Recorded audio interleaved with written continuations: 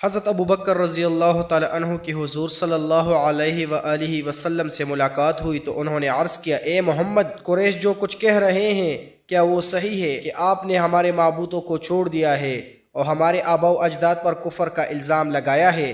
آپ نے فرمایا، ہاں یہ سب صحیح ہے، بے شک میں اللہ کا رسول و نبی ہوں۔ اللہ نے مجھے اس لیے مبعوث فرمایا تاکہ میں اس کا پیغام پہنچاؤں۔ میں تمہیں یقین کے ساتھ اللہ کی دعوت دیتا ہوں۔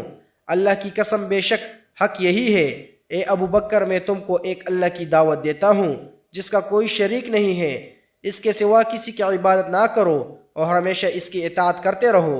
اس کے بعد آپ نے قرآن پڑھ کر سنایا۔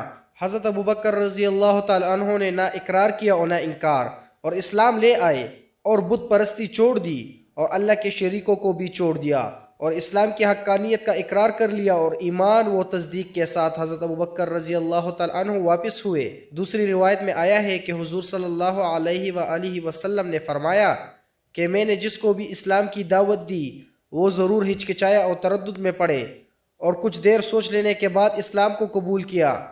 جب میں نے ابو بکر کو دعوت دی وہ نہ ہچکچایا اور نہ تردد میں پڑے بلکہ فوراً اسلام لے آئے۔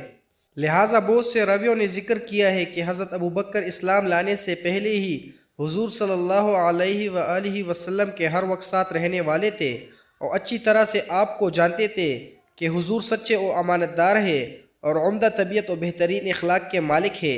کبھی مخلوق کے بارے میں جھوٹ نہیں بول سکتے تو اللہ کے بارے میں کیسے جھوٹ بول سکتے ہیں؟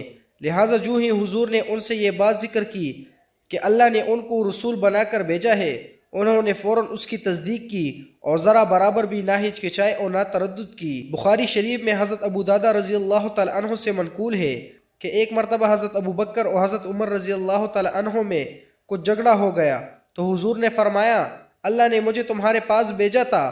اس وقت تم سب نے کہا تھا کہ میں غلط کہتا ہوں، لیکن ابو بکر نے کہا تھا یہ صحیح کہتے ہیں، اور جان مال سے انہوں نے میری ہمدردی کی تھی، تو کیا تم لوگ میری وجہ سے میرے اس ساتھی کو چھوڑ دو گے؟ یہ جملہ حضور نے 2 دفعہ ارشاد فرمایا۔ اس کے بعد حضرت ابو بکر کو کسی نے کبھی کچھ تکلیف نہیں دی، اور حضور صلی اللہ علیہ وآلہ وسلم کا یہ ارشاد اس بات کی دلیل ہے کہ حضرت ابو بکر سب سے پہلے اسلام لائے۔